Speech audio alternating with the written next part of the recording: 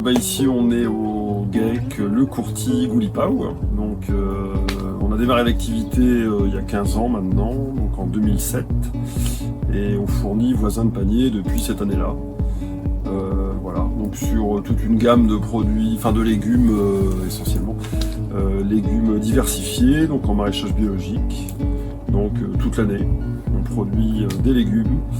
Donc là par exemple on peut voir derrière moi c'est des pommes de terre primeurs là, qui vont être récoltées d'ici 2 semaines et qui vont donc aller notamment à voisins de panier.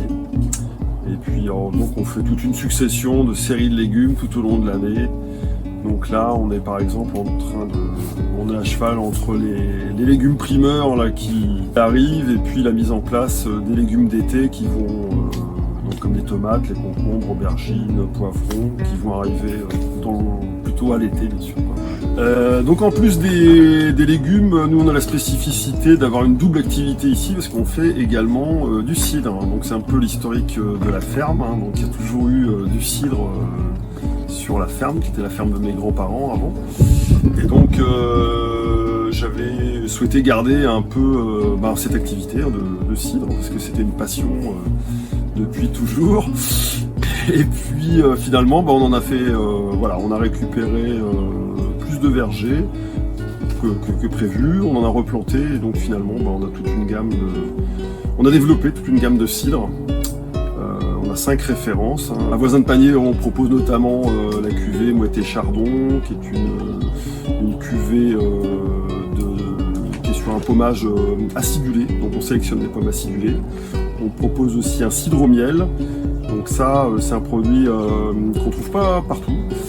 Donc on fait un accord entre un pommage acidulé et puis du miel, donc ça fait un accord sucré acidulé en fait, et puis donc avec des arômes, c'est très aromatique, parce que souvent on utilise des miels toutes fleurs. C'est un miel qu'on prend chez un collègue, et donc on travaille sur 2,5 hectares 2,5 hectares de verger, et donc toutes les pommes sont transformées à la ferme. Donc nous on travaille en agriculture biologique, et on est certifié et contrôlé, et donc alors on utilise différentes techniques, notamment par rapport au désherbage.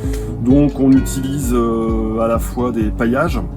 Aujourd'hui on a banni le plastique standard qu'on jette. On utilise soit du plastique biodégradable, soit des paillages tissés. En fait, on en a acheté de plus en plus. En fait, c'est des paillages qu'on va réutiliser en fait pendant des années. En plus des paillages, on fait du binage en fait, tout ce qu'on dit les cultures sarclées. Donc on essaye de mécaniser le plus possible. Ça c'est au niveau du confort de travail en fait. Et donc tous nos légumes sont mis en place donc avec des planteuses qui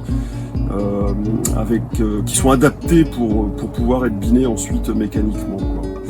Et bien sûr le dernier ressort, c'est bien sûr la binette, ou le désherbage à la main, qui est un peu inévitable toujours. Un des principes de l'agriculture biologique, c'est aussi les rotations et la diversité des cultures. Donc en fait, dans notre assolement, dans la répartition des cultures sur toute la surface de la ferme, on tourne en fait, il n'y a pas que des légumes, on tourne aussi avec des pâtures sur lesquelles on met des petits animaux, des petits ruminants. Et puis on fait aussi un petit peu de céréales, comme derrière moi, du blé, qui sert notamment pour les petits animaux